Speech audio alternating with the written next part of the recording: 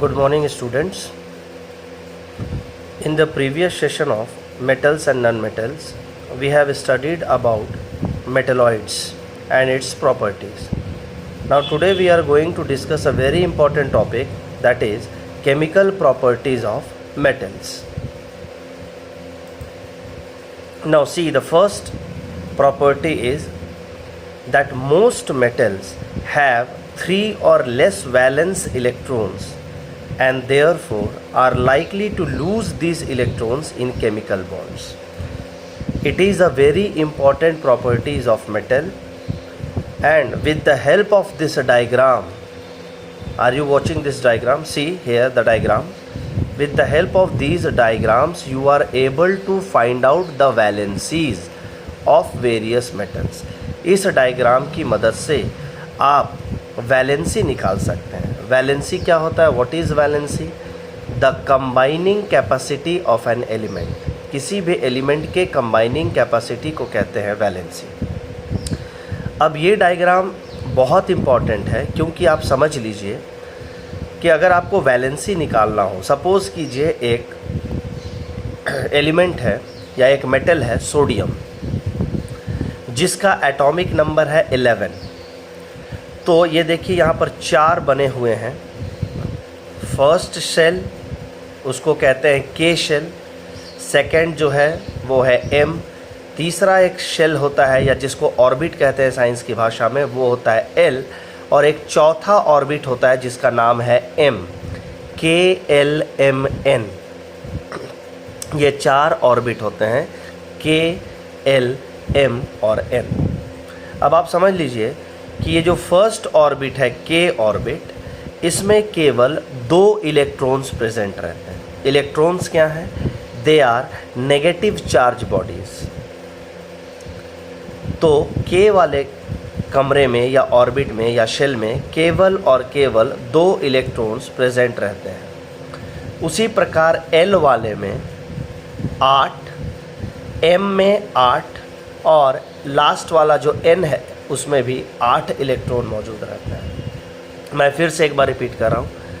के ऑर्बिट या के शेल में 2, बाकी तीनों में एल, एम और एन, इन तीनों में 8-8 इलेक्ट्रॉन्स, मैक्सिमम कैपेसिटी है 8-8 इलेक्ट्रॉन्स की, तो 8 और 8 इलेक्ट्रॉन्स रहते हैं. अब देखिए, ये जो एक मेटल है सोडियम, इसका एटॉमिक नंबर है 11. तो इसका जब हम इलेक्ट्रॉनिक कन्फिगरेशन निकालते हैं, यानी जब इसके इलेक्ट्रॉन्स को अलग अलग ऑर्बिट में फिट करते हैं, तो क्या मेरा रिज़ल्ट आता है? तो मैंने आपको बताया था कि सबसे पहला जो ऑर्बिट है वो है के. तो उसमें कितने इलेक्ट्रॉन्स हैं? 2. तो 11 में से 2 जब चला जाएगा तो बचता है बाकी 9 इलेक्ट्रॉन्स बच गए. अब बाकी के जो ऑर्बिट्स है उसमें 8-8 इलेक्ट्रॉन्स होना है, यानी 8-8 इलेक्ट्रॉन्स जब फुल हो जाएगा तब वो दूसरे ऑर्बिट में बाकी के बचे हुए इलेक्ट्रॉन्स चले जाएंगे. तो पहला वाला जो है इस फिगर में आप देखिए, इसमें 2 इलेक्ट्रॉन्स के शेल में चले गए, बाकी के बचे 9. सेकंड वाला जो ऑर्बिट था एल ऑर्बिट, उसमें 8 इलेक्ट्रॉन्स चले गए, 8 इलेक्ट्रॉन्स भर गया तो वो फुल हो गया. अब तीसरा जो बचा उसमें यहाँ पर केवल 1 इलेक्ट्रॉन्स है, लेकिन मैंने आपको बताया है कि एम वाला जो ऑर्बिट है उसमें 8 इलेक्ट्रॉन्स रखने की मैक्सिमम कैपेसिटी होती है. तो यहाँ पर कितने इलेक्ट्रॉन्स बच गए हैं? 1. यहाँ पर 1 इलेक्ट्रॉन्स बचा है. तो लास्ट वाले ऑर्बिट में मेरा कितना इलेक्ट्रॉन्स बच गया? 1. तो अब एक आप बात बताइए कि ये 1 इलेक्ट्रॉन सोडियम छोड़ देगा, क्योंकि उसका यहीं पर 8 इलेक्ट्रॉन से ऑर्बिट पूरा हो गया है. तो ये 1 इलेक्ट्रॉन्स रखने का उसको कोई फ़ायदा नहीं है. तो ये 1 इलेक्ट्रॉन लूज़ कर देगा. तो लूज़ करने के बाद कितना इसके पास बचेगा? 2 और 8.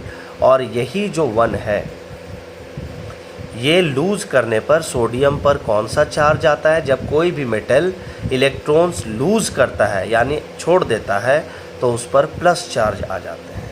इसीलिए मेटल्स का एक केमिकल प्रॉपर्टी है, they lose electrons and become positive ions. So metals are also called electropositive elements. अब आप समझ गए कि मेटल्स को कैसे इलेक्ट्रोपॉजिटिव एलिमेंट्स कहा जाता है, क्योंकि वो 1 इलेक्ट्रॉन्स यहाँ पर से लूज़ कर दे रहा है। अब यहाँ पर लूज़ क्यों किया? क्योंकि इसी जगह पर इसका 8 जो है इलेक्ट्रॉन्स फुल हो गया है, सेकेंड ऑर्बिट फुल हो गया है। अब मैंने आपको बताया था कि फर्स्ट वाले ऑर्बिट में 2 रहते हैं, सेकेंड, थर्ड और फोर्थ वाले में 8, 8 और 8 रहते हैं, लेकिन यहाँ पर थर्ड ऑर्बिट में इसका कितना बचा है? 1। तो जाहिर सी बात है ये 1 को अगर छोड़ देगा इलेक्ट्रॉन को तो इसके ऑर्बिट पूरे हो जाते हैं, इसीलिए इसने 1 को लूज़ किया। लेकिन अगर यहाँ पर 5 रहता या यहाँ पर लास्ट में 6 रहता तो ये इसको लूज़ नहीं करता, बल्कि ये 2 इलेक्ट्रॉन्स और कहीं से ले लेता, तब यहाँ पर हो जाता माइनस का साइन। लेकिन वो सोडियम नहीं होता, वो कोई दूसरा एलिमेंट होता। जैसे मान लीजिए फॉस्फोरस एक ले लीजिए आप, तो फॉस्फोरस का एटॉमिक नंबर होता है 15। तो उसका जब हम इलेक्ट्रॉनिक कन्फिग्रेशन निकालते हैं तो सबसे पहले ऑर्बिट में चला गया 2 इलेक्ट्रॉन्स, तो 15 में से अगर 2 जाता है तो कितना बचता है? 13। उसके बाद 8 इलेक्ट्रॉन चल जाता है, तो 8 और 2 10 हो गया, तो 15 में से 10 इलेक्ट्रॉन्स चले जाएंगे तो कितने बचेंगे? 5। यानी फॉस्फोरस का जो लास्ट वाला ऑर्बिट रहेगा उसमें 5 इलेक्ट्रॉन्स बचेंगे। तो 5 ये लूज़ नहीं करेगा, बल्कि उसमें और 3 ले लेगा, किसी और से 3 इलेक्ट्रॉन्स ले लेगा और तब वो बन जाएगा, उस पर माइनस का चार्ज आ जाएगा, लेकिन फॉस्फोरस मेटल नहीं रहेगा। उसके बाद थर्ड जो है प्रॉपर्टी देखिए, केमिकल प्रॉपर्टी है, वो है रिएक्शन विथ ऑक्सीजन। यानी कोई भी मेटल जब ऑक्सीजन के साथ रिएक्ट करता है तो वो अपना ही ऑक्साइड बनाता है, यानी मेटल ऑक्साइड बनाएगा। जैसे for example copper is a metal, copper एक मेटल है और ये ऑक्सीजन के साथ रिएक्ट कर रहा है। तो यहाँ पर मैंने लिखा है जब मेटल ऑक्सीजन के साथ रिएक्ट करता है तो मेटल ऑक्साइड बनाता है। तो यहाँ पर मेटल के जगह पर है कॉपर और ऑक्सीजन के जगह पर है ऑक्सीजन। तो मेटल ऑक्साइड जब बनेगा तो इसका मतलब बनेगा कि ये कॉपर का ही ऑक्साइड बनेगा। देखिए यहाँ पर लिखा हुआ है when copper is heated it combines with oxygen to form copper oxide. यानी जब कोई भी मेटल ऑक्सीजन के साथ रिएक्ट करता है तो वो अपना ही ऑक्साइड बनाता है। यहाँ पर कॉपर है, कॉपर जब ऑक्सीजन के साथ रिएक्ट करेगा तो कॉपर ऑक्साइड बनाएगा। अगर एल्युमिनियम है, एल्युमिनियम जब ऑक्सीजन के साथ रिएक्ट करेगा तो एल्युमिनियम ऑक्साइड बनाएगा। यानी यहाँ पर मेटल के जगह पर क्या रखा हुआ है? एल्युमिनियम, तो ये एल्युमिनियम ऑक्साइड बनाएगा, यानी मेटल ऑक्साइड। यानी यहाँ पर मेटल के जगह पर क्या है? एल्युमिनियम, इसलिए एल्युमिनियम ऑक्साइड। फिर से रिपीट कर रहा हूँ, when any metal reacts with oxygen they form metal oxides. Next property देखिए, reaction with water. When metals react with water they form metal oxide और मेटल हाइड्रोक्साइड और हाइड्रोजन एंड हाइड्रोजन। यानी जब कोई भी मेटल पानी के साथ, वाटर के साथ रिएक्ट करता है तो या तो मेटल ऑक्साइड बनाता है या फिर मेटल हाइड्रोक्साइड बनाता है। अब हम कैसे जानेंगे कि हाइड्रोक्साइड? तो हाइड्रोक्साइड का जो है वो केमिकल फार्मूला है OH। ये जो OH ग्रुप है इसको कहते हैं हाइड्रोक्साइड। तो अब देखिए यहाँ पर है एक मेटल सोडियम, ये एक मेटल है और ये रिएक्ट किसके साथ कर रहा है? H2O यानी पानी के साथ। तो मैंने आपको बताया, ये ऊपर में देखिए लिखा हुआ है कि when metal reacts with water they form metal oxide और मेटल हाइड्रोक्साइड। तो हाइड्रोक्साइड मैंने आपको बता दिया कि OH ग्रुप होता है। तो यहाँ पर मेटल है सोडियम, ये जब पानी के साथ रिएक्ट करेगा तो बनेगा सोडियम हाइड्रोक्साइड यानी मेटल हाइड्रोक्साइड। तो यहाँ पर मेटल की जगह हम क्या लिख देंगे? Sodium hydroxide. और उसके साथ साथ कौन सा गैस लिबरेट आउट होगा? कौन सा गैस बनेगा? हाइड्रोजन। देखिए यहाँ पर H2 गैस ये आपको शो कर रहा है हाइड्रोजन गैस। तो जब कोई भी मेटल पानी के साथ रिएक्ट करता है तो वो या तो उसका मेटल हाइड्रोक्साइड बनाता है या मेटल ऑक्साइड बनाता है। देखिए नेक्स्ट एग्जांपल लेते हैं पोटेशियम। पोटेशियम का जो है फॉर्मूला होता है K। तो पोटेशियम जब पानी के साथ रिएक्ट करता है, when potassium reacts with water, तो ये भी बनाता है KOH। यानी यहाँ पर K है एक मेटल है, मेटल हाइड्रोक्साइड यानी पोटेशियम हाइड्रोक्साइड। यहाँ पर पोटेशियम हाइड्रोक्साइड बनेगा और हाइड्रोजन गैस जो है वो लिबरेट आउट होगा। यहाँ पर हाइड्रोजन गैस लिबरेट आउट होगा। इसके बाद कैल्शियम, कैल्शियम भी एक मेटल है। कैल्शियम जब वाटर के साथ रिएक्ट करता है तो ये बनाता है कैल्शियम हाइड्रोक्साइड, यानी OH ग्रुप कैल्शियम हाइड्रोक्साइड, यानी metal hydroxide, metal hydroxide plus hydrogen gas जो है ये भी निकल रहा है, यानी लिबरेट आउट हो रहा है। अब एक मेटल है एल्युमिनियम। ये जब पानी के साथ यानी वाटर के साथ रिएक्ट कर रहा है तो देखिए यहाँ पर OH ग्रुप नहीं लिखा हुआ है, यहाँ पर क्या लिखा हुआ है O3, यानी ऑक्साइड ग्रुप बना रहा है, metal oxide, aluminium oxide plus उसके साथ क्या निकल रहा है, हाइड्रोजन गैस। उसी तरह आयरन, जब आयरन एक मेटल है, आयरन जब वाटर के साथ रिएक्ट करता है तो वो बनाता है iron oxide plus hydrogen gas. और ये सारा बैलेंस केमिकल इक्वेशन है, दोनों साइड में बैलेंस किया हुआ है। यहाँ पर देखिए हमने यहाँ पर 2 क्यों लगाया, क्योंकि यहाँ पर सोडियम कितना है 2, इसलिए यहाँ पर भी सोडियम के आगे 2 लगाया है।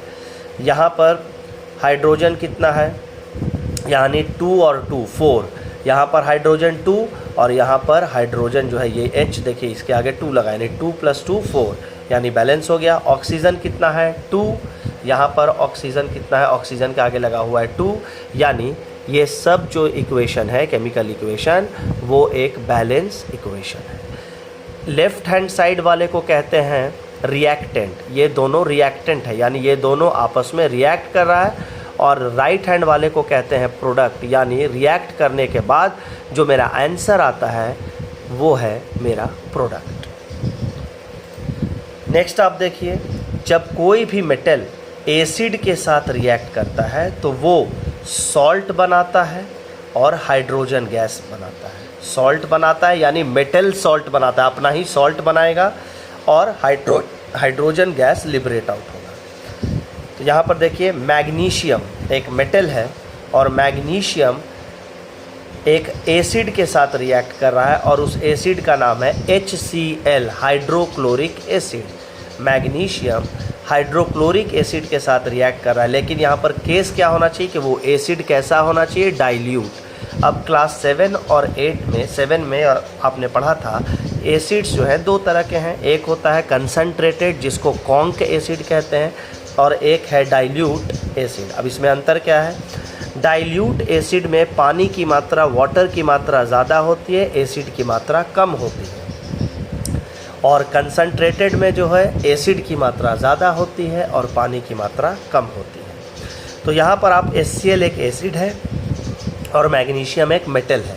तो जब मेटल अपने एसिड किसी भी एसिड के साथ रिएक्ट करता है तो वो बनाता है अपना ही एक सॉल्ट, यानी मेटेलिक सॉल्ट। तो यहाँ पर मेटल क्या है, मैग्नीशियम, यहाँ पर देखिए मेटल क्या है, मैग्नीशियम। और सॉल्ट यहाँ पर बनता है क्लोरीन, क्लोरीन सॉल्ट है। खाने वाला नमक अगर आपने सुना होगा सोडियम क्लोराइड, तो क्लोराइड जो है वो सॉल्ट होता है, इसीलिए मैंने यहाँ पर लिखा है मैग्नीशियम क्लोराइड।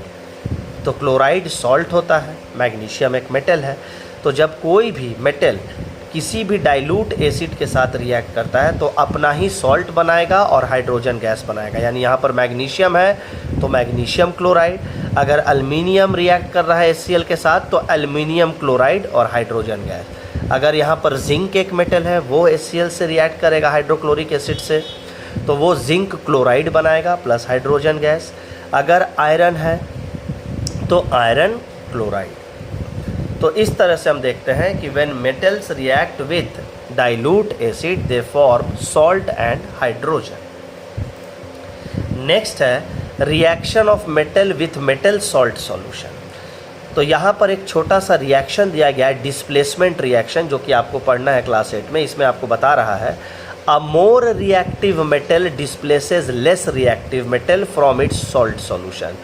एक ज़्यादा रिएक्टिव मेटल जो है वो कम रिएक्टिव मेटल को वहाँ से हटा देगा उसके सॉल्ट के सॉल्यूशन से। अब देखिए कैसे समझिएगा, यहाँ पर एक मेटल है मैग्नीशियम और यहाँ पर एक मेटल है कॉपर सल्फेट। सल्फेट ग्रुप को कहते हैं सॉल्ट, जैसे क्लोरीन था सॉल्ट, उसी तरह सल्फेट ग्रुप भी सॉल्ट ग्रुप है, सॉल्ट सॉल्यूशन ग्रुप है। यहाँ पर एक मेटल है मैग्नीशियम और दूसरा मेटल है कॉपर।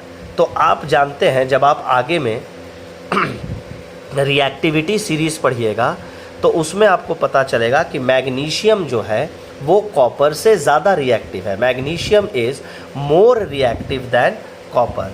तो मैंने आपको बताया कि मोर रिएक्टिव जो मेटल है वो लेस रिएक्टिव मेटल के सॉल्ट सॉल्यूशन से उसको हटा देगा।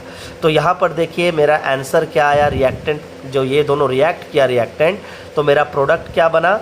देखिए यहाँ पर मैग्नीशियम जो है इस कॉपर को हटा दिया उसके सॉल्ट के सॉल्यूशन से, तो अब SO4 के साथ यहाँ पर क्या आ गया है, मैग्नीशियम। यानी मोर reactive metal displaces less reactive metal. चूँकि मैग्नीशियम मोर रिएक्टिव है कॉपर की तुलना में, इसलिए कॉपर को इसने सॉल्ट के सॉल्यूशन यानी SO4 से हटा करके और ये खुद जुड़ गया है और कॉपर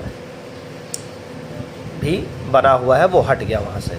यानी मैग्नीशियम कॉपर को डिस्प्लेस कर दिया, यहाँ से कॉपर को हटा दिया। उसी तरह सेकेंड रिएक्शन हम देख रहे हैं जिंक भी कॉपर के साथ। तो आप जानते हैं कि जिंक जो है वो कॉपर से ज़्यादा रिएक्टिव है। तो देखिए फिर यहाँ पर आंसर मेरा क्या आया, ये सल्फेट वैसा का वैसा ही रह गया, लेकिन ये कॉपर जो है यहाँ से हट के इधर आ गया और जिंक जो है यहाँ चला गया। यानी मोर reactive metal displaces less reactive metals from its salt solution. फिर देखिए नीचे आयरन है और कॉपर है, तो आयरन भी कॉपर से मोर रिएक्टिव है, इसलिए आंसर क्या आया, आयरन सल्फेट और कॉपर। यानी आयरन जो है यहाँ से कॉपर को डिस्प्लेस कर दिया यानी हटा दिया। नेक्स्ट देखिए यही मैं अब बात कर रहा था, this is known as reactivity series. अब इसका आंसर क्या है, what is reactivity series, the arranging of metals in the decreasing order of their reactivity. यानी यहाँ पर डिक्रीजिंग ऑर्डर में चला है, मोर रिएक्टिव मेटल सबसे ऊपर, लेस रिएक्टिव मेटल बीच में और लीस्ट रिएक्टिव यानी जो सबसे कम रिएक्टिव मेटल है वो सबसे नीचे। सबसे ज़्यादा रिएक्शन या रिएक्टिव मेटल कौन है, पोटेशियम, उसके बाद सोडियम, उसके बाद कैल्शियम, मैग्नीशियम, एल्युमिनियम और धीरे धीरे ये कम होता जा रहा है, zinc, iron, lead, hydrogen, copper, mercury, silver और गोल्ड। गोल्ड जो है वो सबसे कम रिएक्टिव मेटल है। तो अभी मैंने पिछले बारे में स्लाइड में आपको बताया था कि मोर reactive metal displaces less reactive metal. अब देखिए यहाँ पर मैग्नीशियम जो है वो कॉपर कहाँ है, यहाँ पर देखिए, और मैग्नीशियम कितने ऊंचे पे है, यानी मैग्नीशियम कॉपर से कहीं ज़्यादा रिएक्टिव है, इसीलिए डिस्प्लेसमेंट रिएक्शन में मैग्नीशियम कॉपर को उसके सॉल्ट के सॉल्यूशन से डिस्प्लेस कर दे रहा है। नेक्स्ट यहाँ पर कुछ असाइनमेंट्स हैं, रिलेटेड है आपके इस टॉपिक से। होप कि आज का सेशन आपको बहुत अच्छा लगा होगा, तो आप ये असाइनमेंट बना लीजिएगा। बनाने के बाद आपको पता है क्या करना है, व्हाट्सएप ग्रुप में आपके 3:30 से 4 बजे तक रफ़ कॉपी में इसका आंसर बना के पोस्ट कीजिएगा। 6 बजे आपको फिर से दोबारा आंसर मिलेगा उसी व्हाट्सएप ग्रुप पर, और आप उसको वापस से चेक करके और दोबारा से फेयर कॉपी में बना लीजिएगा। होप ये वीडियो आपको बहुत अच्छा लगा होगा। अगर अच्छा लगे तो लाइक और शेयर ज़रूर कर दीजिएगा। आज के लिए बस इतना ही। Thank you.